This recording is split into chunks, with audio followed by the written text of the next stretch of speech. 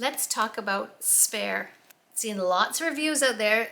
The title is, I read the book so you don't have to. That's very harsh, but I tend to agree. I read the book so you don't have to. It's 400 pages long. It is a little bit on the whiny side, I have to admit. He comes across as naive and whiny and not in a very good light, but he wrote it himself, so that's a little, he's delusional, I'm not sure.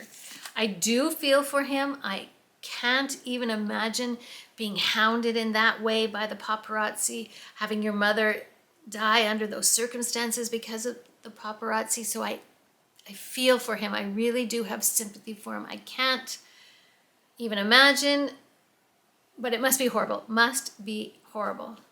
But once you get past that, he doesn't want the press, yet he writes a book, he does the Oprah interview. It doesn't make sense. So the book itself is 400 pages long. I wouldn't buy it. I would give it maybe 1 star out of 5.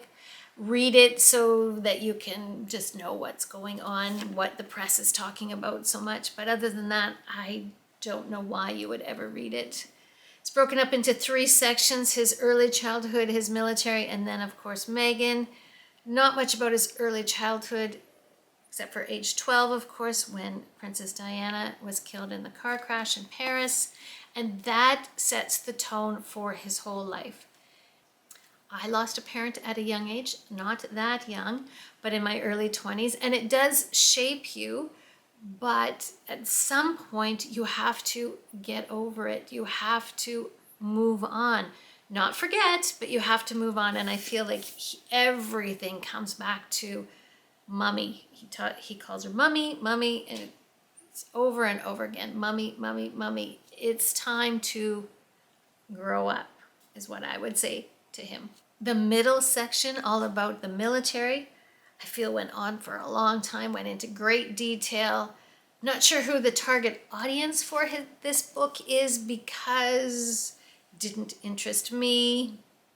It was too detailed, too long. It was kind of a little bit of a slog. That would interest my husband, but my husband would never read a book like this. Never. So who's your target audience, and do they care that much detail about your military career? Very important to him, his military career. So sad that because he's a prince, he couldn't do what he wanted to do, but that's life. He is quite spoiled. Talks about his father cutting him off. Cutting him off because he doesn't do the job anymore. If I quit my job, I get cut off. I no longer get paid. So I'm not sure why he's whining about his father cutting him off. He was no longer a working royal, so why wouldn't his father cut him off? At 30, he came into a big inheritance from his mother. I Googled it. About $16 million. Again, hard to complain about that. He could probably, I would think, pay for his own security. A lot of the book is all about feeling unsafe, paparazzi, all that terrible things. But you have this huge inheritance, plus I assume you have other money. Of course, the next Netflix deal, this book, stop complaining about it now and just pay for it yourself. You should be able to afford it. So the whining needs to stop. There's a section in the book where he talks about frozen parts of his body. Completely unnecessary. I have no idea why he added it into the book. Did the publisher say, the editor say, you must have something that's racy? And I don't know, because if they took that section out, the book would not change. It didn't need it. It's already 400 pages long, so just get rid of it. I don't know. That makes headlines. I would think you want to not have headlines. It's sort of he has a funny relationship with the press, putting himself out there but not wanting people to know, wanting privacy. Strange. He talked about before he was married to Meghan, when he asked the Queen for permission to marry Meghan, he was worried about the Queen saying no because she's divorced. I'm speechless. I don't know what to say. His father was divorced, Camilla's divorced, his uncle's divorced, like the royal family, they're all divorced now. Like, as if the queen is going to say no. He is the Spare. He's not in line for the throne anymore.